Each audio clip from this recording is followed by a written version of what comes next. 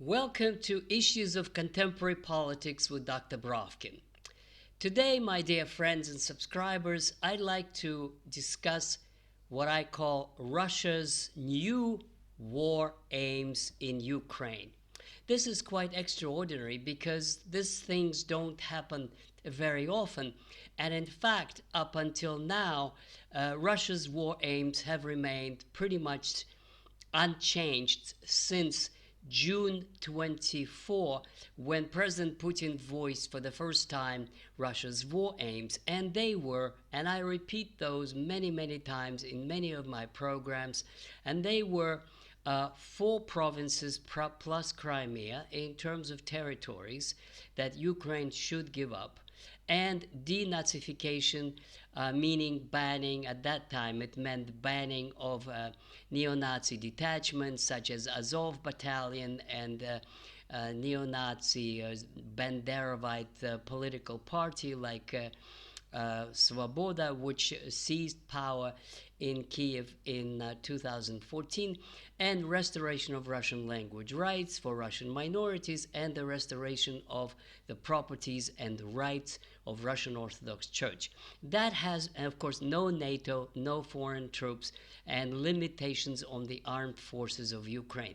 That has remained for a very long time a standard Russian definition of war aims, and this is what they've presented to Trump in Anchorage. And when they talk about the spirit of Anchorage in Russia today, these are pretty much the agenda, the terms that have been used all the time until now. However, these terms have changed, and this is what I'd like to discuss now. Now, as you all know, today there was a session of the ongoing negotiations between the Russians and the Ukrainians and the Americans in Geneva. And the question that needs to be answered, what exactly have the Russians discussed and openly presented in terms of their new demands, and most importantly, why it happened.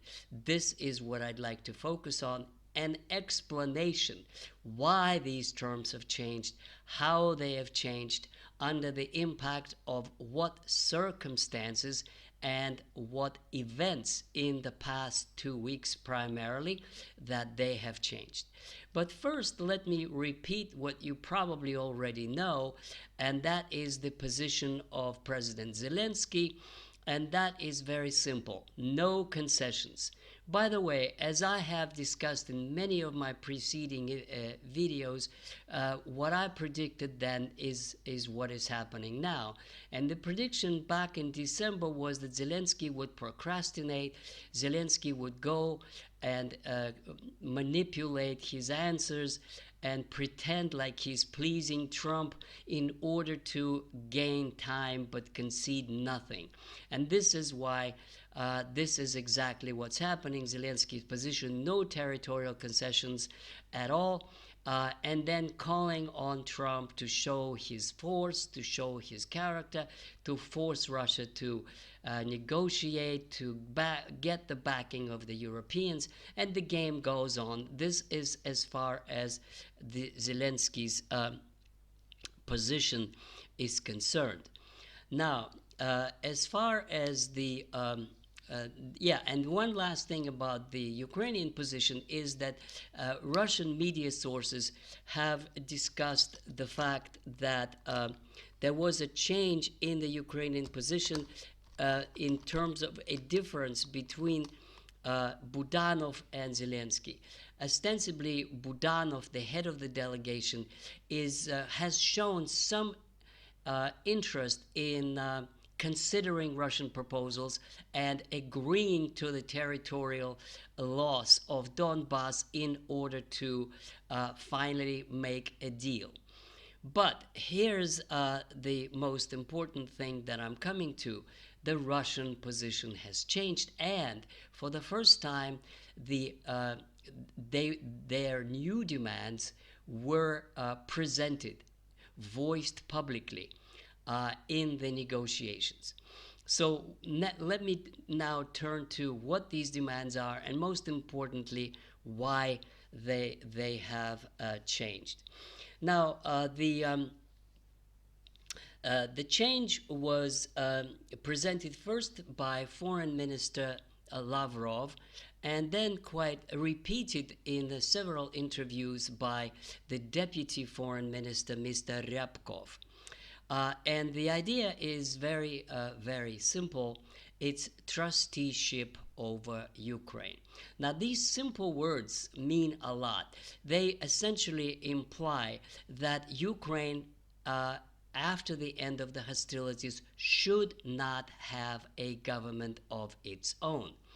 Uh, the trusteeship idea is that the United Nations appoints someone as a trustee. It could be Russia, for example, or it could be a BRICS, or it could be some kind of a council of peace.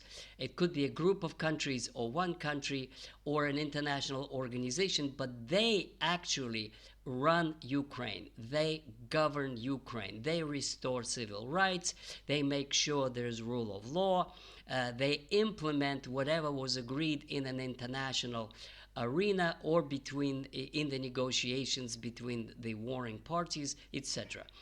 A good example of a trusteeship like that was a so-called mandate system that was practiced after World War I. Those of you who know the history of the Middle East know that the League of Nations at that time granted a trusteeship or a mandate to Britain and France to govern, and I quote now, as it sees fit. In other words, complete freedom of action, and using that mandate, Britain and France divided up Middle East between themselves. France took over Syria as a colony, and Britain solidified its hold over Egypt, but also this trusteeship included Palestine and what today is Jordan, and Iraq. So, and Iran as well, some part of it anyway. So this is what the trusteeship is, and what the Lavrov and Ryabkov idea is, that it signals that Russia is not willing to keep Zelensky regime in power. And that has become clear for quite some time. But essentially what the Russians have realized is that just the 4 provinces and Crimea is not good enough. Even if they sign and promise no NATO, no foreign troops and the rest of it, because they can violate it and at any time. And today they say there's no NATO, and tomorrow they say there will be NATO. In other words, this government cannot be trusted. This has become so much a line hardened in Russia after the murder of the Russian General Alexeyev, who was the deputy to the chief negotiator in Abu Dhabi, and who is one of the highest ranking intelligence officers in Russia. This really hardened Russian position very much. So this was one of the actions of Ukraine that pushed the Russians in that direction. But this is not the only reason. There is more to it. And before I discuss the reasons that moved the Russians to officially voice the idea of trusteeship over Ukraine, the second idea was voiced, and it was even more radical. And this was done by the member of the Duma, and the general colonel, which is a very high military rank, Mr. Kartapolov. As a member of Duma, he called for an even more radical solution, and that is, I quote, Ukraine will achieve its goals as a part of the Russian Federation. Now, this is the first time that this was voiced. As we know, President Medvedev, the former president, voiced the idea that future Ukraine would be minus Novorossiya, which means the four provinces that Putin has listed, plus Odessa and Kharkov, the areas that are known in Russian history as Novorossiya, New Russia. These are Russian-speaking areas that wound up as part of Ukraine because Lenin assigned those territories to historic Ukraine in order to add Russian population and Russian workers so that his Communist Party could govern Ukraine and have some social support. In any case, as you know, when the Soviet Union collapsed, Ukraine in the borders of Ukraine, Soviet Socialist Republic, remained what it is and what it is today. So the most modest plan was that that I discussed earlier, was of Putin of June 2024. Then the more radical plan was Novorossiya, which was Medvedev's plan that he voiced a year or so ago. But now we have two new ideas, and that is one is that the whatever is left of Ukraine is going to be put under the trusteeship, and it can be an international organization or United Nations or some other body that could be in charge of this part of Ukraine, but certainly not NATO, certainly not EU, and certainly not the United States. And finally, that latest statement, which is not official Russian policy. This is just an opinion of one member of parliament, the Duma. But it is significant because this is a very high and highly placed and very respected former general, a member of the government of the Duma, and that means that this opinion is shared by others, and that is the complete annexation of all Ukraine. So now let me turn to the table, to the most important point or points, and that is why this change and why now. Now, one of the reasons that I have already discussed is intransigence of Zelensky. If Zelensky had signed the deal back in September, right after Anchorage, perhaps the war could have stopped at the conditions of President Putin, that is June 2024 formula. However, the intransigence of Zelensky and total refusal to recognize these, what the Russians consider modest and moderate demands, means that there's no point to negotiate with him anymore because he's not going to agree and just drag out time, and that is not acceptable. So that's the one reason. But there's two more reasons. And the second reason is the actions of the European Union. And the third reason is the recent actions of the United States, and that means President Trump. Now, first about the European Union. What is it that they did that made Russian demands more radical? Now, what they did was the discussion of the 20th package of sanctions against Russia. And particularly it was concerning Russian shipping and the so-called shadow fleet. Now, for your information, there's nothing shadow about Russian fleet. Russia operates tankers like everybody else. Sometimes they're under Russian flag. Most of the time, they are under the flags of other countries. Mostly it's small, insignificant countries where it's cheaper to register your tanker. The reason that is called a shadow is because the Europeans don't like it. They want to deprive Putin of the oil revenue, and they impose sanctions. However, strictly speaking, under international law, these sanctions have no validity because they are sanctions of one country against another or of a group of countries against another. This is hostile act. If they're not sanctioned by or approved by the the Security Council of the United Nations, they are not legal sanctions. They are voluntary acts, or as the Russians put it, the piracy.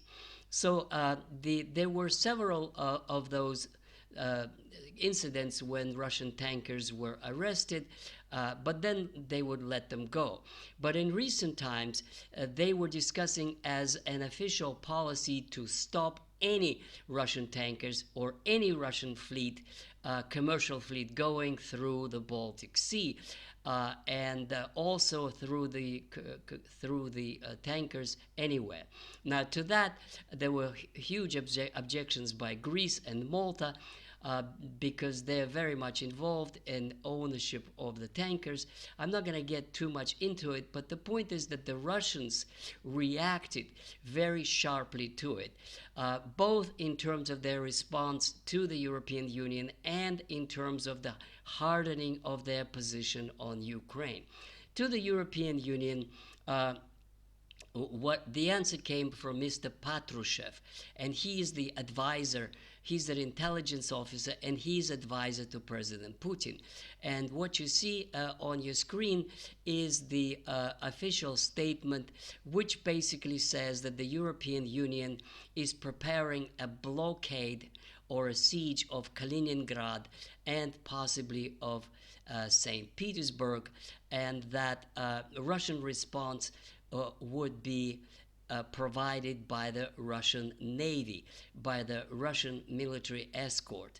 In other words, the Russians are signaling, are sending a message to the European Union that if they dare to break the international maritime law and in any way harm or stop or do anything with Russian legitimate international trade, there will be a military answer in terms of the protection by the fleet, by the Navy, and by any other means. In other words, this is definitely a kind of a hardened Russian response to what they perceive as the European offensive in hardening their sanctions, and also it also is connected to Ukraine in that they're doing it, the Europeans, supposedly in order to defend Ukraine by depriving Russia of its oil revenue. So that is the that encourages Russia not to deal with Zelensky and its backers in Europe, but to have a vigorous response to their blockade threats, and also to disregard Zelensky altogether and move to another formula. Now, but the third reason, as I said, first is Zelensky's actions, then the EU actions, and now actions of Mr. Trump. And the actions of Mr. Trump are widely discussed in Russia, and they are primarily a number of actions that speak for themselves.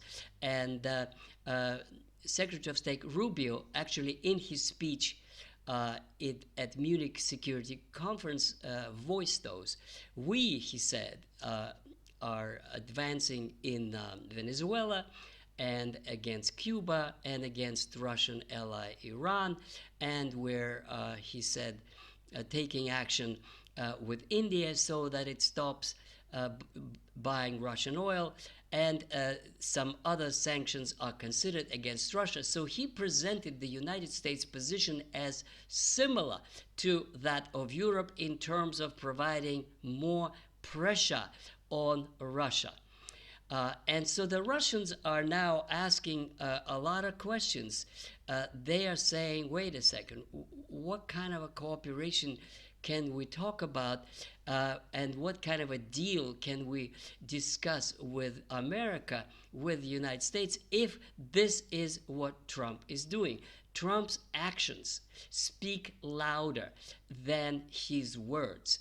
He keeps on saying he wants to resolve the Ukraine war. He keeps on actually encouraging Zelensky to accept the deal, which in fact is quite favorable to Ukraine in a sense that they keep 2/3 of its territory and the political system and their links to Trump and to the Europeans. And it's foolish on the Ukraine's part not to accept this relatively modest agenda. But the Russians are now toughening their stance on Ukraine because of 3 actions that Trump took in recent weeks. Number one, of course, is a shock that Russia went through when President Maduro was kidnapped, and when the United States is now openly saying that it can seize Venezuelan oil and it can be in charge of selling Venezuelan oil. That is just plain theft, declared as if this is acceptable and legitimate. It is neither acceptable nor legitimate, because the United States cannot use Venezuela as a colony by simply grabbing its natural resources and boasting about it, how tough they are that they can do it. So Venezuela was the first shock that actually was a serious blow to Russian perceptions, Russian public, and of course the Russian government officials of President Trump. The second and a much more serious one is the threat against Cuba. Now, you must understand that Russia has a special relationship for Cuba, and this was one of the deals of the Cold War, which was not violated by either side in these decades. Russia promised not to station any offensive weapons in Cuba, and the United States promised not to invade it. Now, what Trump is doing now is something that has not been done by anyone since 1962, and that is the plan to suffocate Cuba and Cuban government, insulting it as a communist dictatorship and all kinds of other things that Rubio is using. And that is not acceptable to Russia. So this may lead to another Cuban crisis, because Russia cannot afford to simply drop Cuba in order to keep some kind of nebulous hope of good relations with the United States. So this is serious, and Trump made a threat that anybody who supplies Cuba or who sells oil to Cuba will have sanctions imposed on it. Now, that was a clever move of President Putin, who responded that Russia will deliver humanitarian aid to Cuba, and a convoy of Russian tankers is going to go to Cuba to provide it with necessary fuel and oil. Now, it would be very interesting, because if the United States attacks or prevents or seizes this unarmed convoy, that would be another violation of international law, because of the maritime law, and also because it's delivering oil to Cuba is not the same as delivering missiles to Cuba, as was done in 1962. So Putin hopes that that would be an appropriate response that still has a chance to preserve the negotiating process and not to escalate the confrontation any further. Now, if Trump does attack this convoy or does try to stop it in some way, as I say, there may be a possibility of another Cuban crisis as in 1962. And the third thing that the United States has done, and that is the threats against Iran on behalf of Israel. Now, as you all know, the negotiations are still going on, and there is still a serious chance that they will be concluded in a peaceful manner. It's too early to say. Some specialists say that Trump is just waiting for time, because it would take another 2 or 3 weeks for his aircraft carrier, the second one, to come to the region. Some specialists say that there is still a hope if the Iranians agree on a formula acceptable to the United States about enrichment or non-enrichment of uranium. We shall see, but in any case, the threats against Iran, the member of BRICS and a close partner of Russia and China, that is something that already also put off a lot of people, important people, public and government in Russia, so that a confrontation over Iran is possible, in the sense that Russia can and will provide military assistance to Iran in accordance to the treaty if asked, if attacked, and so on. So finally, to round up this discussion, Russian position is changing, and it's changing really fast. It is going in the direction that no government of Zelensky or Zaluzhny or anyone that the Russians consider neo-Nazi Banderovite regime is acceptable, and what they would propose and push for and proceed to is military offensive combined with negotiations leading to replacement of Zelensky's regime with an international mandate. Thank you very much, my dear friends. I ask you to put a like if you do like, also to look at my other playlists on Russian history, Soviet history, the separate playlist Russia-Ukraine War, and also personal narratives where I discuss my life and biography, and also I invite to read my book From Vladimir Lenin to Vladimir Putin, which is on your screen. And if you're interested in history, my other books, they are all on Amazon.com. Thank you and goodbye.